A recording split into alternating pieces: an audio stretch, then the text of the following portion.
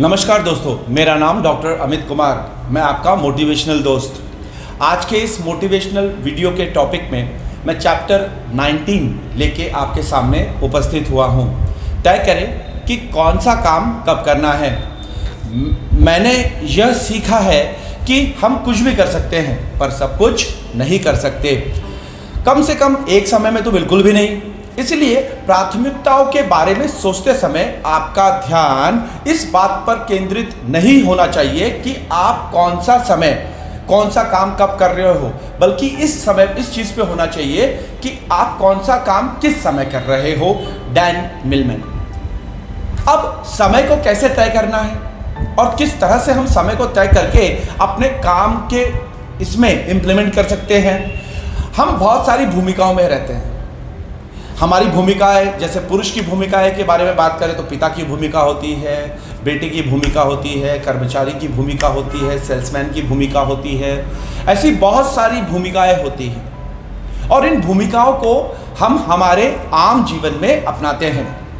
पर बहुत सारे समय हम इन भूमिकाओं को निभाते निभाते हम कौन सा काम कब करना है, कैसे करना है, क्यों करना है, किस लिए करना है, इस पर विचार ना करते हुए बस हम काम करते जाते हैं, जिसके आधार पर हमें जो आउटपुट मिलना चाहिए वो आउटपुट नहीं मिलता।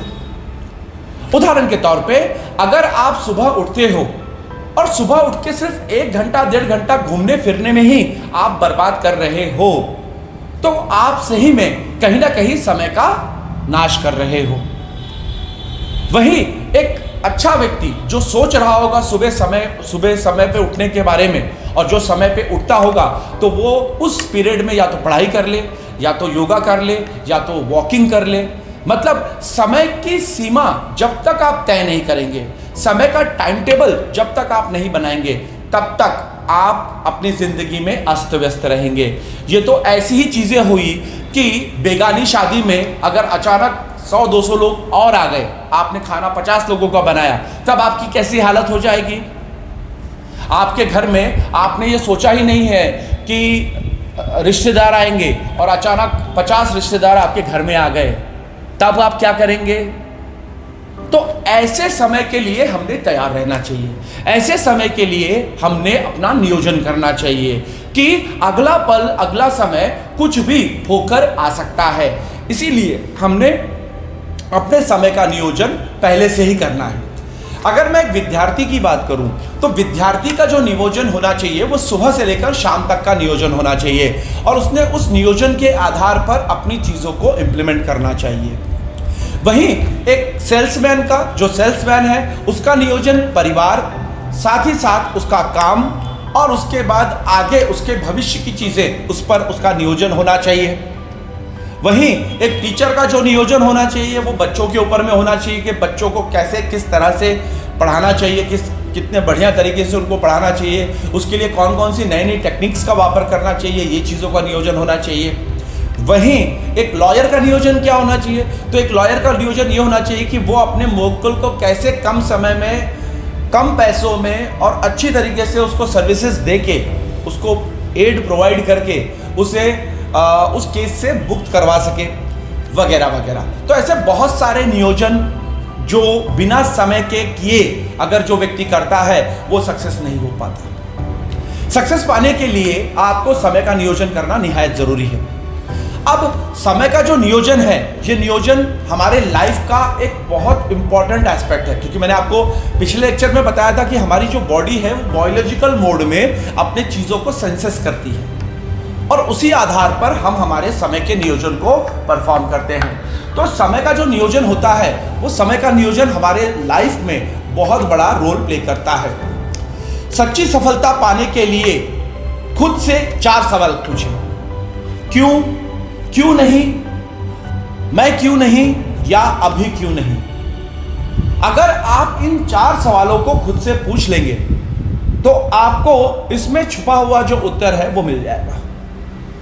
आज की जो युवा पीढ़ी है अपना ज़्यादा समय इंटरनेट, चैटिंग, शॉपिंग, मॉल्स, घूमने फिरने या फिर गॉसिपिंग, इसमें बिता रहा है और बाद में इन्हीं चीजों का जो दोष है वो अपने परिवार पे या परिवार के किसी सदस्यों पे दे देगा।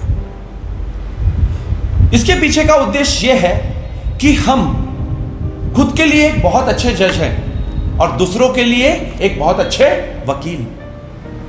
हम हमारी बुराइयां या हम में जो कमियां हैं उनको कभी नहीं देखते कि आज हम जो टाइम पास कर रहे हैं, आज जो हम समय का दुरुपयोग कर रहे हैं, समय का नाश कर रहे हैं, वो कल हमारे लिए घातक साबित होगा।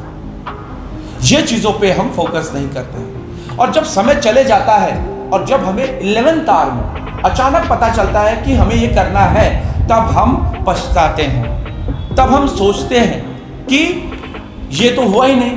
तो फिर हम क्या करते हैं, हम अपने दोष को हमारे जो आजू बाजू आस पड़ोस जो भी लोग हैं उन लोगों पे मढ़ना शुरू कर देते हैं। हर काम करने के लिए समय कभी पर्याप्त नहीं होता, लेकिन सबसे महत्वपूर्ण काम करने के लिए समय हमेशा पर्याप्त होता है। ब्रायन ट्रेसी हमेशा ये कहता है, आप हर चीजों का समय निश्चित कर लें। आपको खाना खाना है तो खाना खाने का समय निश्चित कर ले, आराम करना है आराम करने का समय निश्चित कर ले, इंटरनेट पे चैटिंग करनी है उसका भी समय निश्चित कर ले कि आपको इतने बजे चैटिंग करना है। और कोशिश करें कि इन चीजों का जो समय है वो समय को आप रिगरसली फॉलो करें। आप देखेंगे कि आप में अमूलाग्र बदल होना शुरू हो गया। और ये अमूलाग्र बदल समय के उपयोग से ही आएंगे कि समय का सही उपयोग कहां करना है। आखिरी में मैं कंक्लूड करूंगा कि मैं घड़ी की नहीं बल्कि घड़ी मेरी गुलाम है। गोल्डा मायर, उनका भी यही कहना है कि हमने घड़ी के गुलाम नहीं रहना है, बल्कि हमने घड़ी को अपना गुलाम करना है। हमने हमारे करियर को, हमारे टाइम की जो रूपरेखा है, हमने हमारे काम से तय करनी है, न कि इस माध्यम से तय करनी है कि कल कर लेंगे, परसों कर लेंगे, हो जाएगा, अभी तो समय है, वगैरह वगैरह वगैरह। तो आप सभी दोस्तों से मेरी ये अनुरोध है, मेरी ये विनती है कि आप अपने समय को जो है व्यवस्थित करें, समय का जो उपयोग है उसको सही समय में लगाएं, और जब आप उसका उपयोग सही जगह सही समय पे करेंगे तो आपको उसके सही रिजल्ट्स भी मिलेंगे। आज के वीडियो में बस इतना ही, फिर मिलेंगे किसी और वीडियो में। तब तक के लिए मुझे आज्ञा दीजिए। मैं आपका दोस्त डॉक्टर अमित कुमार, नमस्कार।